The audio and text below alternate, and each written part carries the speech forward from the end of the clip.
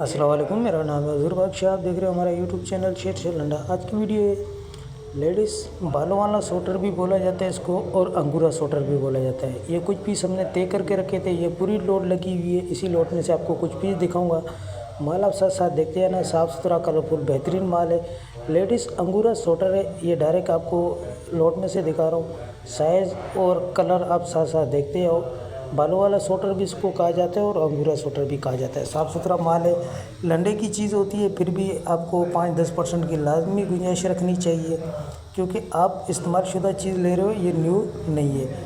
Payment हमारी advance होती है, जेस कैश, इजी पैसा, मीज़ान बैंक के थ्रू। डिलीवरी चार्जेस आपके होते हैं, चाहे से माड़ीपुरा अड्डे के हों, चाहे माड़ीपुरा अड्डे से आपके अपने शहर के हों, आपको पे करने होते हैं। पूरे पाकिस्तान में माल हमारा टकाटे के थ्रू डिलीवर होता है। अगर हमारी वीडियो अच्छी लगे तो हमारे पेज को लाइक शेयर फॉलो लाजमी करें, क्योंकि हमारे हर आने वाली वीडियो आपको बआसानी मिलती रहे। लोड का हिसाब होता है, एक तरफ से आपको दिखाया जा रहा है, इसी तरीके से आपको एक तरफ से गिन के दिया जाएगा।